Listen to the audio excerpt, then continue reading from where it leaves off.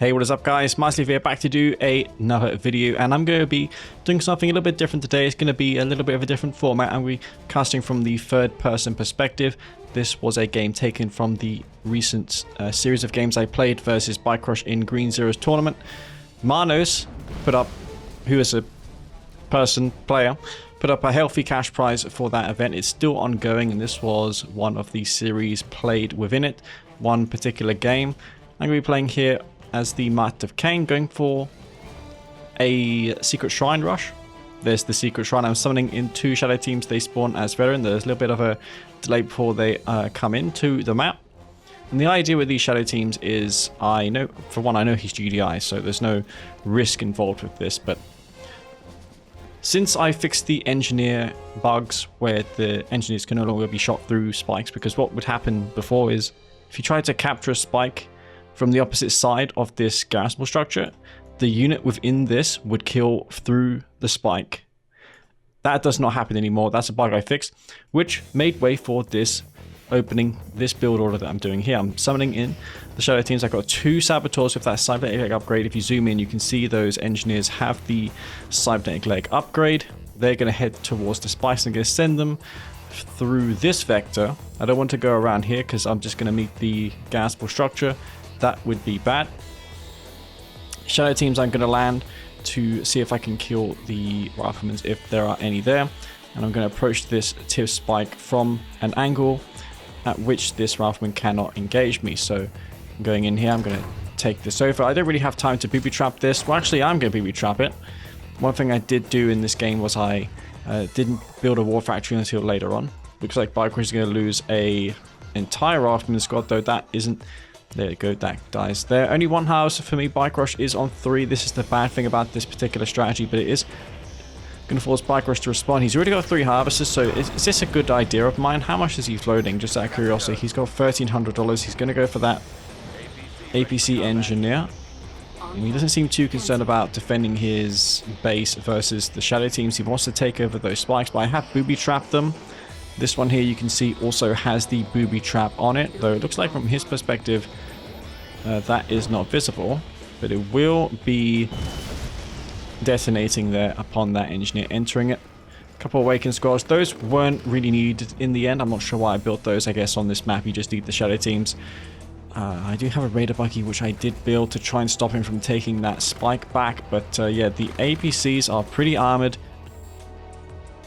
He's got 4 harvesters. I'm on the 3 at this current time. I do have a triple spike over at Bike Rush. He's a little bit delayed in his build queue, I think. He's building a second war factory before his refinery, which is interesting in this game. I had a post-analysis with Dimmy after this game, and me and him both agreed that I think a third refinery would be a better way to respond to the shadow teams in this particular situation here. But yeah, I'm only now getting out my 4th harvester, so in hindsight I've got like a big disadvantage in terms of eco.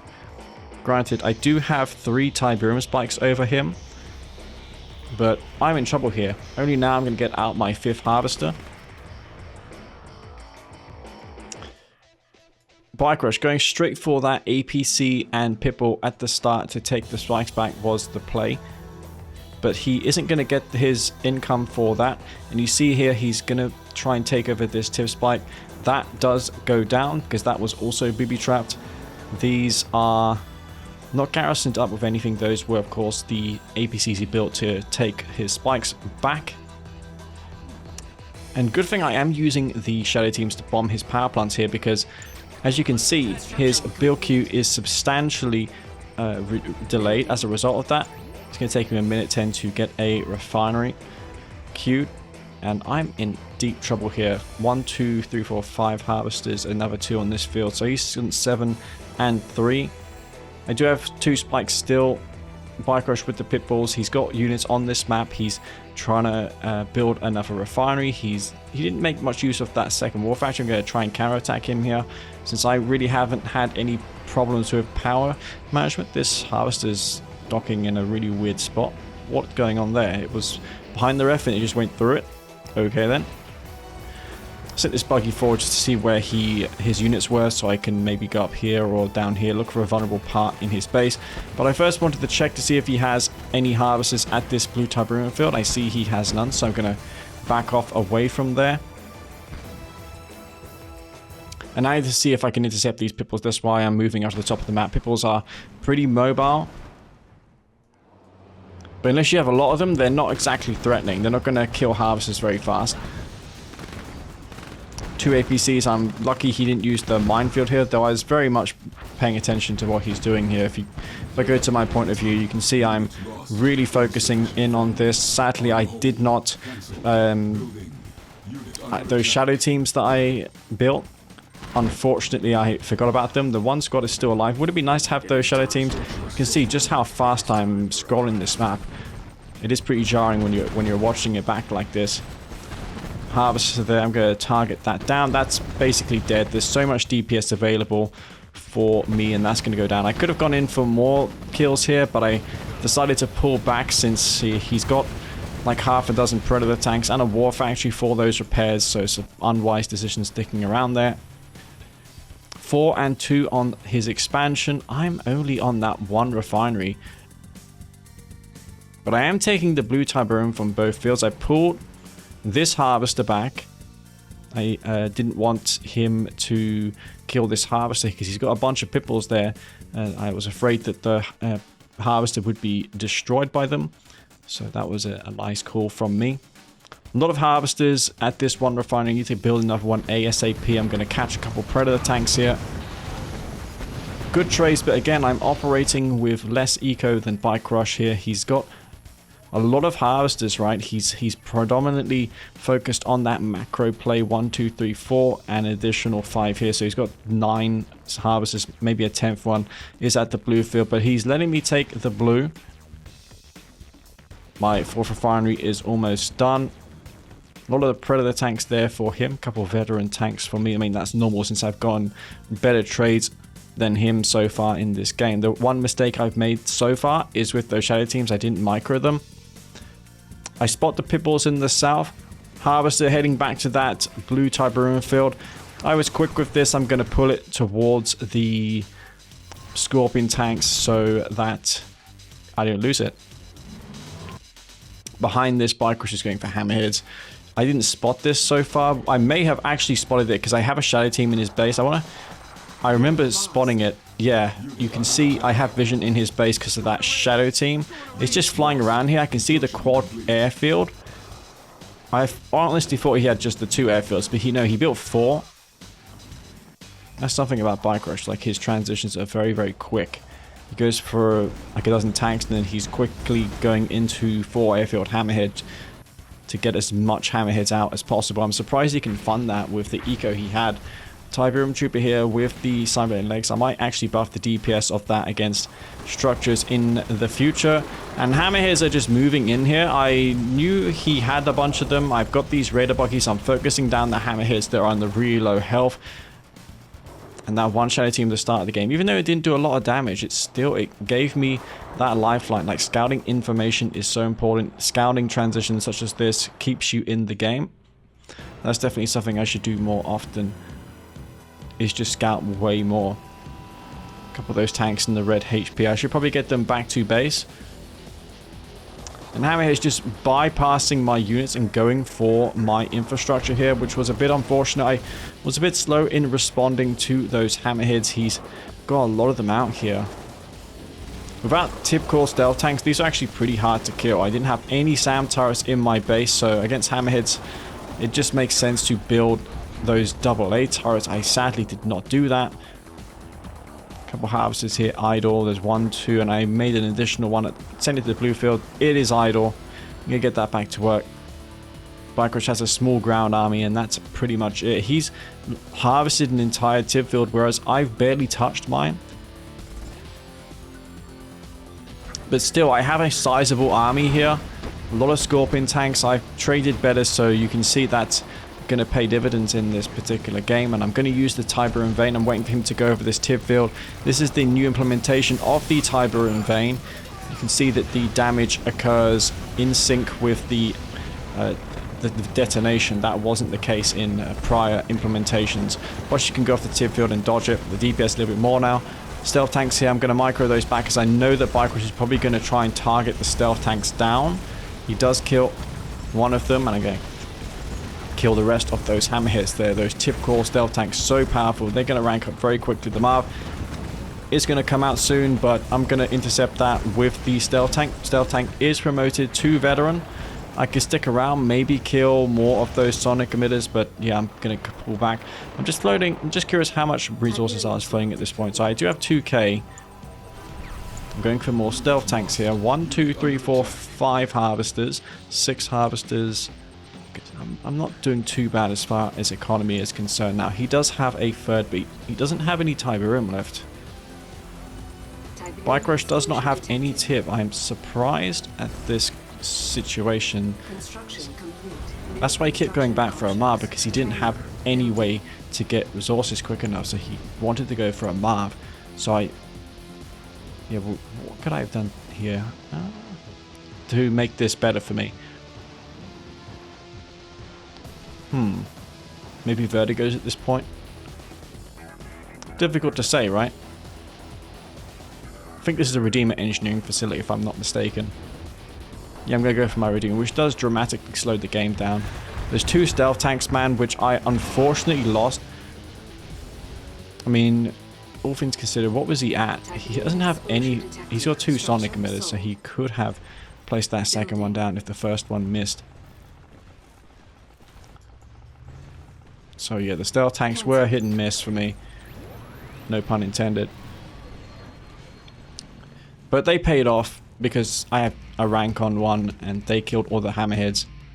So it really is not the end of the world losing 2 stealth tanks like I did. He's got economy coming in. He's been long leeching that Tiberium. I've got so much tib to my name currently. 2 fields almost. Plus I'm leeching tib, I think. Maybe he's trying to stop me from doing that. A couple tanks there. Some are veteran. Promoted all the way up. You can see kind of little damage that Pred tank's doing to that veteran Scorpion with that Dozer Blade upgrade. 20% additional armor on that tank with the Dozer Blades in R22. You can see that the Redeemer does not have that flame pilot FX on it when it is garrisoned with a Tip Trooper. That's one way to determine that it is a Tip Trooper Redeemer. It doesn't have that flame effects that is included in R22. Damage to Refinery, because I preemptively wanted to do this to use the Tib Vapor Bomb. A lot of players would just go straight for the Catalyst Missile, but I just deemed it'd be better off using the Tib Vapor Bomb here. Plus you can't laser fence structures that are below 66% health, so here's the Tib Vapor Bomb summoning that in. Trying to be as efficient as possible. 2 Pipples. Nice amount of damage still on that War Factory, so if he sells it off he'll get quite a bit less for it. Mammoth tank back there. The 4 Scorpion tanks I have could take it on. It's going to be a pretty close fight though.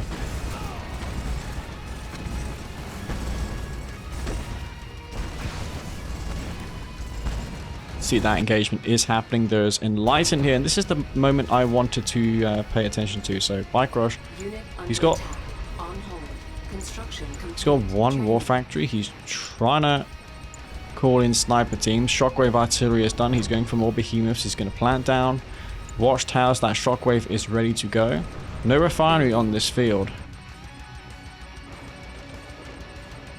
Construction complete. New construction. My tip field is getting pretty dry at this point. Stealth unit detected. Unit lost. I've got 2.5 grand. Summoning in Venoms. Redeemer is EMP'd. A lot of Enlightened squads there for me. Look at all those squads. I should have been building more. Voice of Kane I'm going to use to increase the fire rate of these Enlightened. And this was a big mistake. What you're about to see here. So I kill all the sniper teams. I'm EMPing the Juggernauts and the Marv. And then I pull back. I pull back there. Why did I pull back? All I had to do there was EMP this watchtower. And keep these units EMP, because now the Redeemer's taking additional damage. Those Enlightened pull back. And besides, if I engaged from this angle, which I had done originally, he couldn't have body blocked with this barracks as he's doing here. I'm queuing Venoms.